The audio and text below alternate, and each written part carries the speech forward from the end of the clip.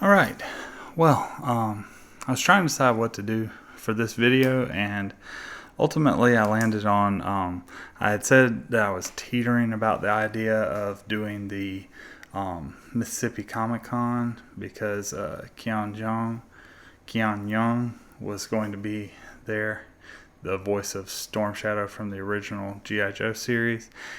And with some other thinking about it, I actually decided to go ahead and dive in with some support from family and others. And so here goes. I'm just going to do kind of a rundown of my plan, give you an idea of what I'm looking at and thinking about.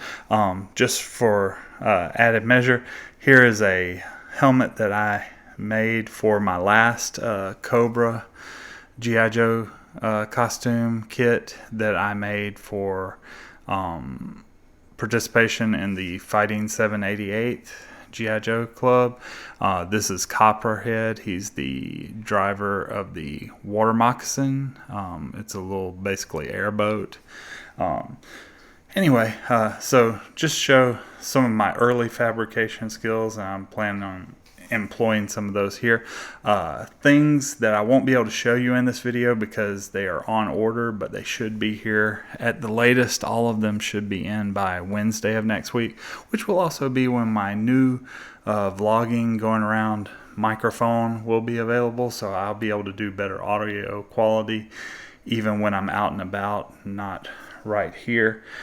But anyway, some of the things that are ordered, I have some drawstring pants. Once again, a little too fat for the normal gi pants, so I found a suitable stand-in that wasn't going to cost the entire budget, and I think they're going to work quite well. They only have one pocket to them. They have a drawstring like a lot of traditional gi pants, so they will make do until I get some of this off of me and I'm able to do something more exact or accurate.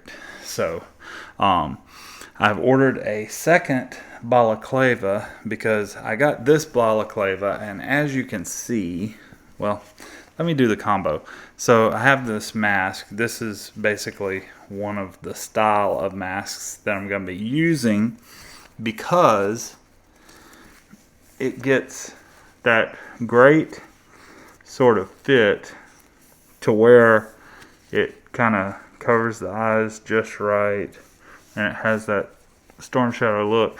This is actually a performance running mask that I got from our local running shop, Fleet Feet Monroe, and all I'm going to do, this is by Zensa, the compression sleeve manufacturer. I'm going to take and some of my gi fabric that I got from removing the sleeves is actually going to become a cover up for this, so it looks like it's made out of the same cloth as this.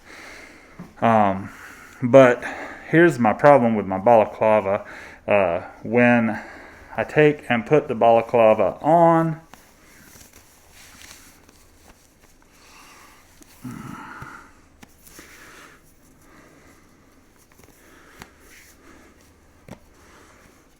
I don't know how well you can see this, but what I end up with is you can kind of see there that you can see the line of the elastic for the mask around my head.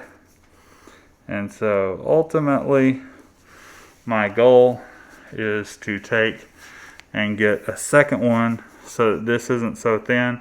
So this will ultimately be white in color, and then this will be even more opaque with a second cover up. Second thing is, if you notice, this balaclava barely comes down to my neck, my collar.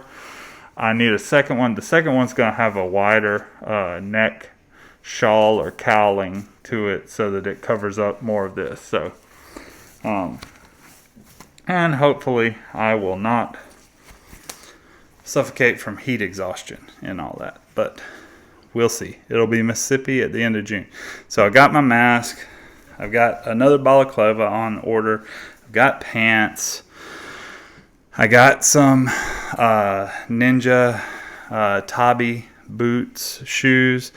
I guess you call them more boots because they go up calf high. I got the high top models. Hopefully they will work around the calves in white. So the shoes are ready, that kind of split-toed ninja shoe.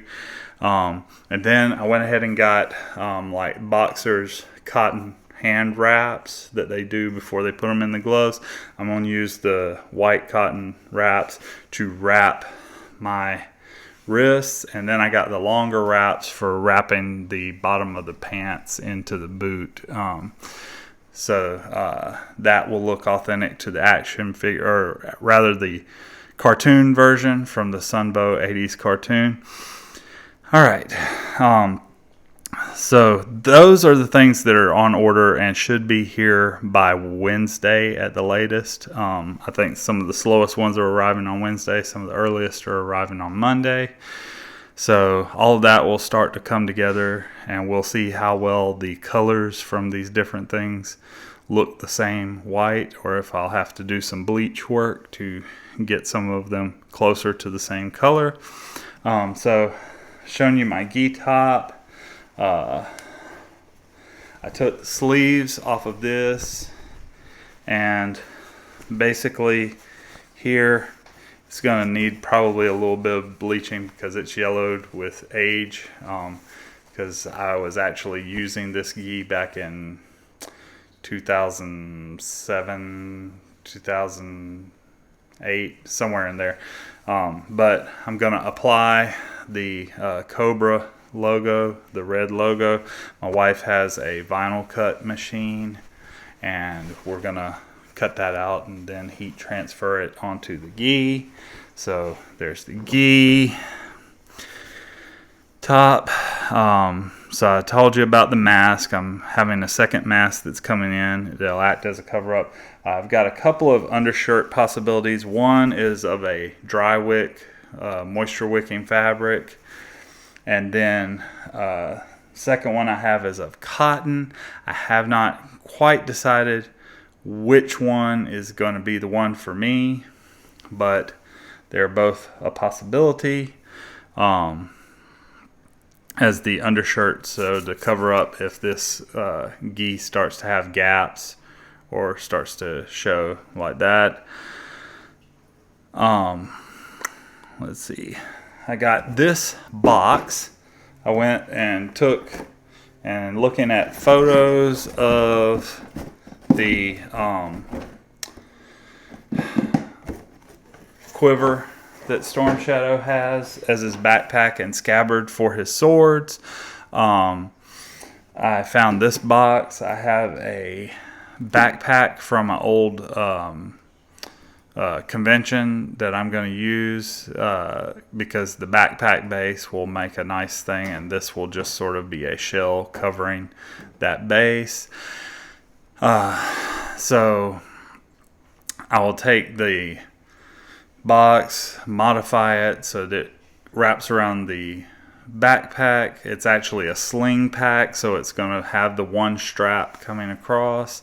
I'm going to then be able to wear the backpack, and it will hold the other pieces.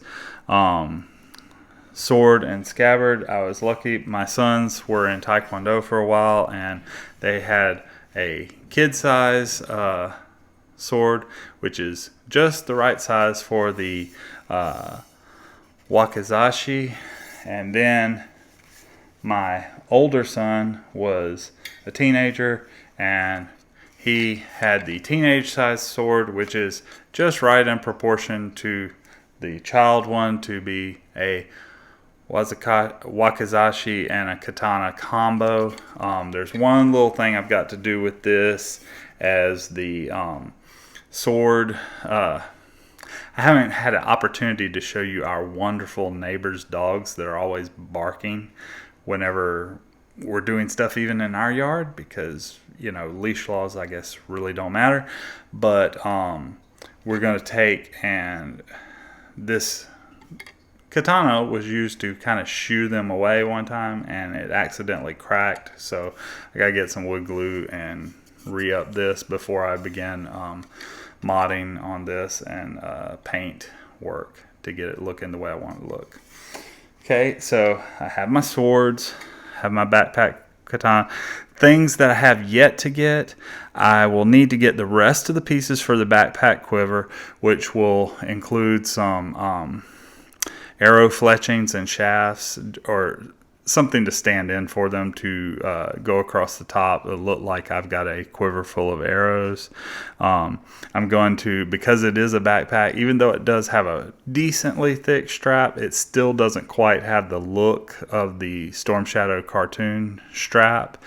So I will probably take and develop some sort of cover up. I may even experiment with some Warbler to make that very distinctive buckle that Storm Shadow has to that backpack quiver.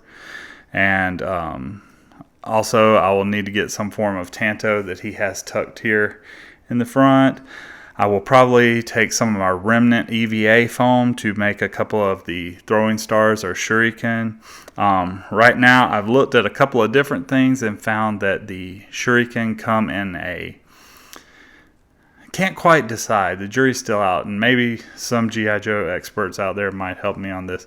Does Storm Shadow use exclusively a 4-point shuriken or a 6-point? Because in the mold for the toy in the sash, it looks like what's tucked in there are 6-point, and it looks like the artist that drew for the cartoon followed suit. Although I did try to slow down the frames and look when the very first time we see Storm Shadow is in the Revenge of Cobra opening, and he's throwing a couple of shuriken, and when he does that, when you stop it and freeze frame it, we even end up with right there between 4 and 6 points, we have 5-pointed shuriken. But I think it was because they were just trying to animate the spinning motion.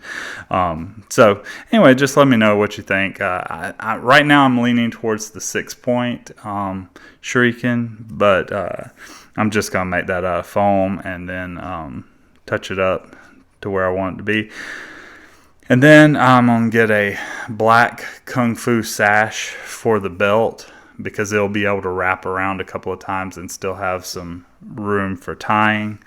And that's what it kind of looks like, even though the toy art is done in white. All of the times that he shows up in the cartoon, it's a black sash. So I'll have that. Last one. Give me some pointers, some ideas, what you think. There are 2 other weapons of Storm Shadows, but honestly, I don't really see myself taking these out. I mean, because most cons you go to, you have to piece bond them and put them away. So I don't know if I'm going to expend the time, since I am on a short time frame here. But Storm Shadow, also the toy, came with nunchucks and came with a bow. Now I know I'm doing the arrows and the quiver backpack, but that's also because the backpack served as his sheath or scabbard for his swords. So I'm like kind of thinking the bow is just going to end up being something cumbersome for me to have to tote around a con. So I don't know. What do you think? I'm thinking of the things, those are definitely optional on the list, and if they don't get before the con, that's fine with me. So, other than that, that just about has it. And if you have any ideas, thoughts, encouragement, or some other cool or nifty ideas, feel free to leave them in the comments, and I will be glad to consider them, because I am by no means an expert in this, but I do my best. So, till next time, keep it PG.